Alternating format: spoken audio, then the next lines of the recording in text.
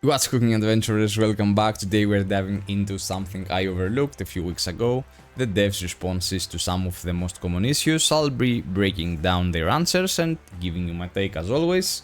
Quick shout out to Fervor Anime, one of the GOATs in content creation, who already covered part 1. I'll drop a link in the description if you want to check that out. Now let's get into part 2. First question, let's go.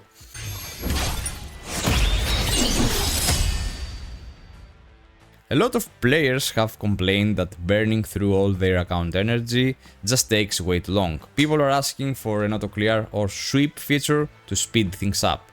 Here's what the devs said: they added account energy to keep things balanced between players with 1 or 2 characters and those running a full squad. In theory, it's supposed to level the playing field, but let's be real, if you play more characters, you end up richer, period. More alts, more resources, that's just how it is. However, they are considering to add something. Now my take, the content itself is easy. Even my alts, decked out in basic purple gear and a couple of random gold drops, can clear everything once they hit level 60. After that, running the same stages over and over just feels pointless. Purgatory and Abyss Conquest, they take what, 10 to 30 seconds per run, even for weak characters. So why force us to repeat the same content endlessly? If we had an option to multiply energy consumption or just auto-clear, it would save everyone a ton of time. On the China server there's already an item that lets you burn 10 times the green energy at once. That's a massive quality of life boost, especially for players juggling multiple characters. Right now we have to run 18 void nests and 18 checkmates, the hex chess raid, every single week, plus all the other weekly content that we have to do. It adds up fast. So a sweep or energy multiplier, at least for adventure stages and conquest, would make life so much easier. Second question, people are asking about the PvP matchmaking system. They want matches to be equalized by CP level and power. Here's the thing, I'm not sure if they mean actual combat power or just rank. Sometimes you might get matched with someone way above your rank, like a master versus a gold, if the queue can find anyone closer, but in PvP, your actual power doesn't matter, it's all about skill. The devs' response, basically, get good. PvP is meant to be skill-based, not about who has the highest numbers, and honestly, I agree with them here.